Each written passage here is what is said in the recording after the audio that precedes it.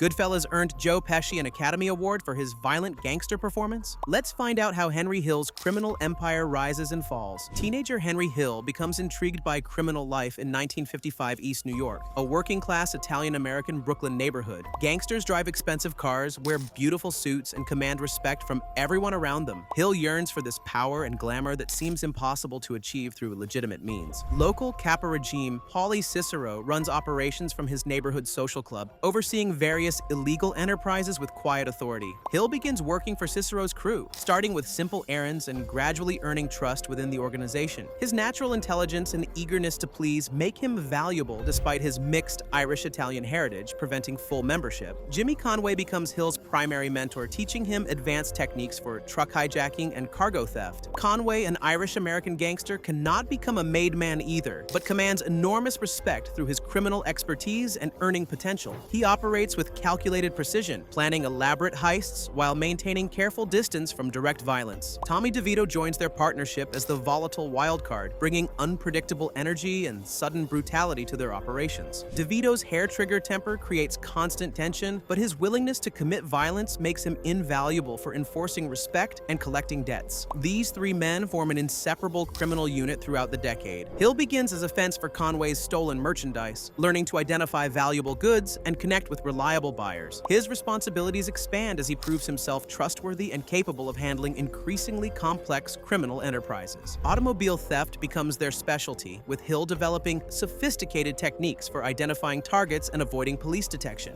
JFK Airport provides endless opportunities for cargo theft due to minimal security and valuable shipments arriving constantly. Conway's crew perfects systematic robbery techniques, stealing everything from clothing to electronics while airport workers look away for their cut. These operations generate substantial income while building reputations within organized crime circles. Air France robbery represents their biggest early score, netting hundreds of thousands of dollars in cash and merchandise. Hill's role involves coordinating logistics and ensuring smooth distribution of stolen goods through established networks. Success brings increased attention from both law enforcement and rival criminal organizations seeking partnerships or territorial disputes. Copacabana nightclub becomes their regular hangout, where they spend most evenings drinking, gambling, and socializing with beautiful women. Hill experiences intoxicating power as waiters, bartenders, and management treat him like royalty due to his criminal connections. Money flows freely as they enjoy the fruits of their illegal labor. Hill meets Karen Friedman at the Copa, immediately attracted to her beauty and middle-class Jewish background, representing everything his criminal world lacks. Karen initially feels confused and frightened by Hill's obvious criminal activities, but gradually becomes seduced by the glamorous lifestyle he provides. Expensive dinners, exclusive clubs, and constant attention from dangerous men create addictive excitement. Despite her parents' strong disapproval and concerns about Hill's obvious criminal connections, Karen marries him after experiencing the intoxicating rush of gangster life. Their wedding celebration includes numerous organized crime figures, cementing Hill's position within the criminal hierarchy while introducing Karen fully into this dangerous world. Throughout the 1960s, Hill's crew continues expanding operations while maintaining careful relationships with established crime families. Conway's intelligence and planning abilities make their heists increasingly sophisticated and profitable. DeVito's reputation for violence ensures nobody challenges their territorial claims or attempts to cheat them.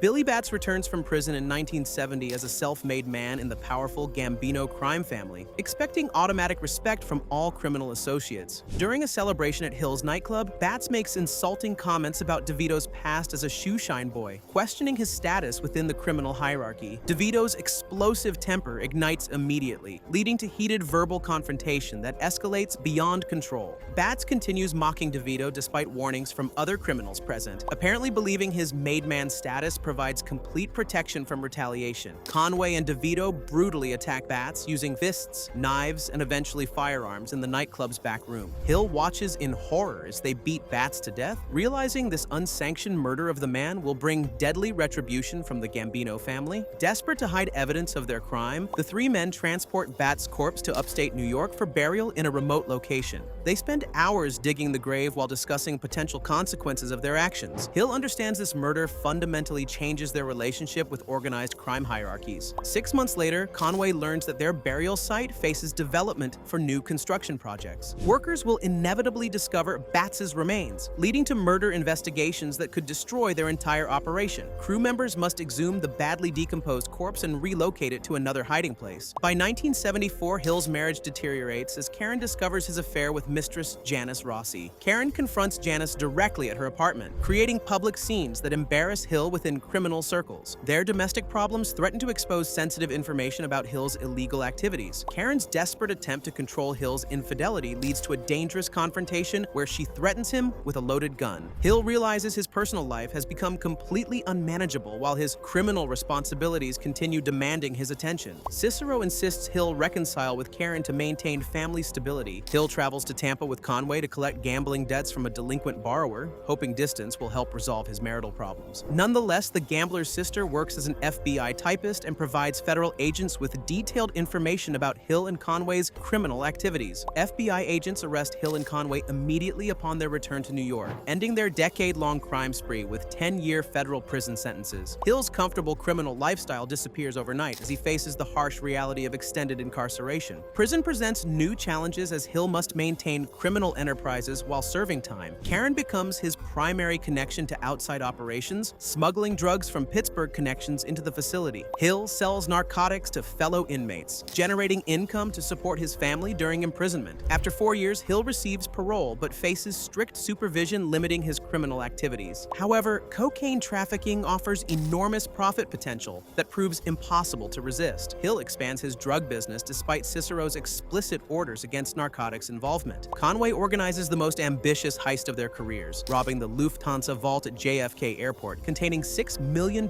in cash and jewelry. This massive score represents the culmination of Conway's criminal expertise and years of planning airport security weaknesses. Several crew members violate Conway's strict orders by purchasing expensive items that attract law enforcement attention. When police discover the abandoned getaway truck, Conway realizes their operation faces imminent exposure. His paranoia leads to systematic elimination of crew members who might become informants. Conway spares only Hill and DeVito from his murderous cleanup operation. Hill continues generating substantial income through his Pittsburgh drug connections, making him too valuable to eliminate. DeVito's impending induction provides protection from Conway's paranoid violence. He arrives at what he believes is his formal initiation ceremony, finally achieving his lifelong dream of becoming a made man. Instead, Gambino family members execute him as delayed retribution for murdering Batts years earlier. His death devastates Hill and Conway while demonstrating the long reach of organized crime justice. Heavy cocaine use transforms Hill into a nervous wreck by 1980, constantly paranoid about surveillance and potential arrest. His drug addiction interferes with business judgment while creating erratic behavior that concerns his criminal associates. Multiple law enforcement agencies investigate his activities simultaneously. Hill arranges another major drug transaction with his Pittsburgh suppliers, unaware that federal narcotics agents have been monitoring his communications. Agents arrest him during the drug deal, seizing substantial quantities of cocaine and cash, while building an airtight case for prosecution. Karen bails Hill out of jail but explains that she flushed $60,000 worth of cocaine down their toilet to prevent FBI agents from discovering it during their house raid. This desperate action leaves the Hill family financially devastated while facing enormous legal expenses. Cicero's patience with Hill's drug dealing finally expires as federal investigations threaten the entire organization. He provides Hill with $3,200 severance pay while permanently ending their criminal association. Decades of loyalty and friendship dissolve as Hill becomes a dangerous liability. Conway requests a meeting with Hill at a local diner, ostensibly to discuss future business opportunities. Nevertheless, Conway's nervous behavior and suspicious questions make Hill realize his former partner plans to eliminate him as a potential witness against their past crimes. Hill understands that refusing Conway's request for help with another criminal enterprise will confirm his suspicions about cooperation with law enforcement. Accepting the assignment means certain death at the hands of his oldest criminal associate. Either choice leads to destruction of everything Hill has built. Facing inevitable death or lengthy imprisonment, Hill makes the ultimate betrayal by becoming a federal informant against his former criminal associates. He provides detailed testimony about decades of organized crime activities, ensuring convictions for Cicero and Conway, while destroying the criminal family that defined his entire adult life. Federal prosecutors offer Hill and his family placement in the Witness Protection Program in exchange for his testimony. This arrangement provides safety from organized crime retaliation while forcing Hill to abandon his identity, relationships, and everything familiar about his existence. Hill's testimony in federal court provides prosecutors with sufficient evidence to convict Cicero and Conway on multiple serious charges. His detailed knowledge of their criminal operations ensures lengthy prison sentences while effectively dismantling their entire organization.